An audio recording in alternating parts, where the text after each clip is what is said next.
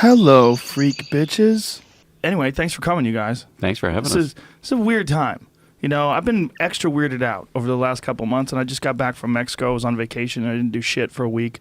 And in not doing anything for a week, I really got a chance to sit down and think about stuff. And I'm more weirded out by life today than I think I ever have been before. So I'm excited to have you on, because I want to hear your story. Because Sam has been telling me about it, and I looked into it, and please explain, like, what happened to you, like, where you were and what happened to you. Okay, so it was, you're talking about the panic attack. Yeah. So it was 2004. I was on a little show that we do at ABC News called Good Morning America. That's a big show. It's a big show. That's not a little show. No, it's not a little show. And I was doing the job that I was filling in as the news reader. That's the person who comes on at the top of each hour and reads the headlines. Right. And I just freaked out. I just lost it. Like how? So I was a couple seconds into it, and I started to get really scared. And it just, have you ever had a panic attack? No. So it's like anxiety on steroids. So you start to worry, but then your fight or flight instincts kick in. So your lungs seize up, your palms start sweating, your mouth dries up, your heart is racing, your mind is racing. I couldn't breathe and therefore couldn't speak. So a couple seconds into reading what was supposed to be 6 stories right off of the teleprompter, I lost the capacity to speak, and I had to kind of squeak out something about, back to you, back to the main anchors. Wow. Yeah, it sucked uncontrollably. Now, what caused it? Do you know? I do. Yeah, I definitely know. Some dumb behavior in my personal life is what caused it. I had spent a lot of time as a war reporter at ABC News. I was in Afghanistan, Pakistan, Israel, the West Bank, Gaza, six trips to Iraq. And I had come home from a long run. And I covered kind of the pre-invasion, invasion, and then insurgency in one kind of 6-month run. And I came home after that, and I got depressed. And I didn't actually know I was depressed, but I was having some obvious symptoms in hindsight. I was having trouble getting out of bed, felt like I had a low-grade fever all the time. And then I did something really smart, which is I started to self-medicate with cocaine and ecstasy. And even though I wasn't doing it all the time, I like to say it wasn't like that. You ever see The Wolf of Wall Street? Yes. Where they're popping lewds? That wasn't me. I wasn't getting high on the air or anything like that, but I was partying in my spare time because it made me feel better. So after I had the panic attack, I went to a doctor who's an expert in panic, and he started asking me a bunch of questions, try to figure out what had caused the panic attack. And one of the questions was, "Do you do drugs?" And I was like, "Yeah, I do drugs." And he leaned back in his chair and gave me a look that communicated the following sentiment: "Okay, asshole, mystery solved." And he just pointed out that, you raise the level of adrenaline in your brain artificially. You make it much more likely to have a panic attack. And I, at baseline, am a jittery little dude. So it doesn't take much to put me in that zone. I mean, you just offered me coffee, and I said no because that will freak me out. Well, it's weird that ecstasy and cocaine was the combination, because ecstasy is something that they actually give to a lot of soldiers that have PTSD, and there's been quite a few tests on that. Yeah, I don't actually think ecstasy was the problem. The coke? I think it was the coke. Yeah. Well, that makes sense. Yeah. So, but those are the 2 drugs I was mostly doing. How often were you doing it? I would say, there would be months where I wasn't doing it at all because I was off. I covered the 2004 presidential campaign, and I didn't have a lot of time to be, snorting coke. So, but when I was home and around my friends, on a busy week, 2-3 times a week. Wow, that's a lot. Yeah. That'll do you. Mm-hmm. There's a comeback right now that cocaine is experiencing. Did it ever go away? Huh. I don't know. I've never done it. Was there some sort of cocaine recession that it had to bounce back from? I believe there was. Really? Okay. I'm talking totally ignorantly. I've been out of the game for a long time, so the coke game. Yeah. I'm kind of boring now. But it feels to me like it's kind of a perennial favorite. Yeah, I don't know. I mean, I feel like it went through a recession. Maybe it's just my perception. Huh. I had a buddy of mine when I was in high school, and his cousin was hooked on coke. And I watched while we were in high school. He started selling it, and he withered away, lost like 30 pounds or something like that, and just him and his girlfriend just hide out in the attic. They had an attic apartment. They would just hide out there and watch TV and do coke and sell coke to people. And I was like, well, fuck that drug. Like, whatever that drug's doing. Like, these people, it was almost like knowing someone who had gotten bitten by a vampire and become something different. It was very strange. So my experiences seeing people do that led me to never do it. Yeah, I mean, it certainly was not like that for me, but, you know, I could see it over the horizon. It's an incredibly addictive drug. So I think you made the right call. Yeah, it seems it's got a little too much gravity attached to it.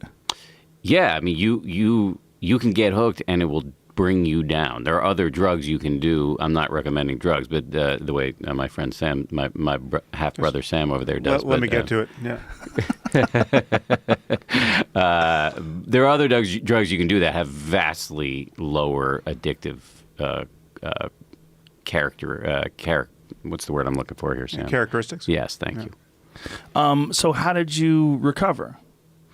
I wasn't actually doing it that long. I actually had never done hard drugs until my early 30s, and when I came home from the war zones, and that's what started it. Yeah, you just were freaked out by seeing too much. No, you know, it's actually it wasn't PTSD.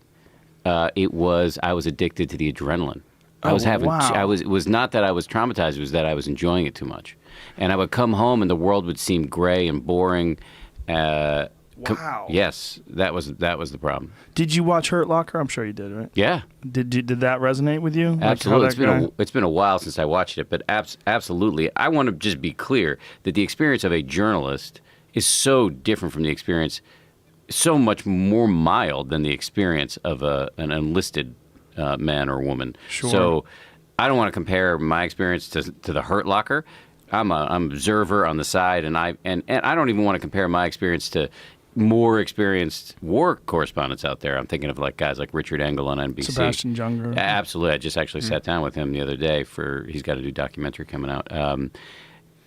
My experiences are much more mild than that, but certainly enough to really get a sense of how thrilling it is. There's an expression, there's nothing more thrilling than the bullet that misses you.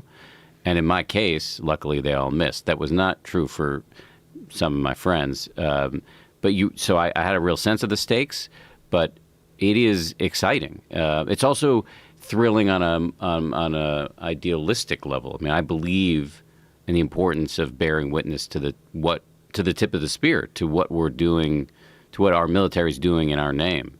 So all of that is a heady mix. So you knew people over there, journalists that got killed? Oh, yeah. Absolutely. A very good friend of mine, the guy who actually ultimately set me up with my wife, is a guy named Bob Woodruff, who was the anchor of World News Tonight on ABC News. He had only been in the chair for about a month when he was on a trip to Iraq, and he literally got his head nearly blown off when he was on the top of an Iraqi tank. Almost died. Is an absolute miracle he's alive. There are pictures of him on the internet with basically half a head. Traumatic brain injury, was brought back to life, is to this day a walking miracle that he's alive. And after he recovered, he then introduced me to the woman I married. So he's a close friend, and I saw cases like that, lost friends, both Iraqi friends and journalist friends. The woman I was dating at the time, when I was spending a lot of time in Iraq, she got hit by a tank shell. She was in the hotel Palestine where all the journalists were staying. She was on a balcony, and one of her colleagues was on the balcony below her. He got a direct hit and died. She carried him to the hospital, and she basically got the reverberations and couldn't hear, still can't hear as far as I know. When you're a journalist and you're over in Iraq or in Afghanistan, you're in war, and what you're experiencing is so far removed from the day-to-day life that most people experience. What is it like trying to relay that to people? How difficult is it trying to? Because I think so many people have this almost dramatic television movie / view of war, where they don't ever experience it. Like I would imagine, probably 99% of the people that are in this country will never experience it. No, and that's good. Yeah. No, it's I don't know that you can describe it in a way that will really give the full picture of its absurdities and horrors and long stretches of boredom punctuated by terror. And also this other piece, which is taboo to talk about, which is the pleasure and excitement that people get fighting wars. I mean, this is Sebastian Junger's thesis as well. I mean, just the camaraderie is the most intense camaraderie they ever experience. And so that's something they come back to civilian life and are missing it, and it's part of what's so difficult about coming back. And that's why you see a lot of risk-taking behavior among vets, because you're looking for another way to get that hit of adrenaline, for sure. There's a book, and I'm blanking on the name. It's a great book written by a much more experienced war correspondent than me. He used the phrase "war is a drug," and that to me sums it up, at least in my experience. I got hooked on the experience of being in these really elevated situations, heightened situations, cinematic, dramatic situations, and I would come home and I didn't know what to do to replace it. And so this synthetic squirt of adrenaline that you can get from cocaine seemed to do it for me. Obviously, it had tremendously negative consequences, and so I wouldn't recommend it, but I see why people do this. So how did you bounce back? Oh, that was actually the question you asked me before that I somehow neglected to answer. So the doctor who pointed out that I was an idiot and doing drugs and it had caused the panic attack, I agreed. He didn't think I needed to go to rehab because it was pretty short-lived. I was in my early 30s when I started, and I'm still in my early 30s when I had the panic attack, and so it was only a couple of years. He said, "Just I want you to come see me once or twice a week, forever." Forever. How convenient. He said basically indefinitely. So I still see him, but not. Yeah, it's a good business model, but not that. I mean, it's been well north of. It's been about 13 years, so I don't see him that often now. But for a long time, I saw him intensively. So that it wasn't easy. It's not easy, and I wouldn't call I mean. There are people who have had drug addictions that are vastly more severe than mine. Right. But it sucks to stop a habit that is giving you pleasure in pretty prominent areas of your brain.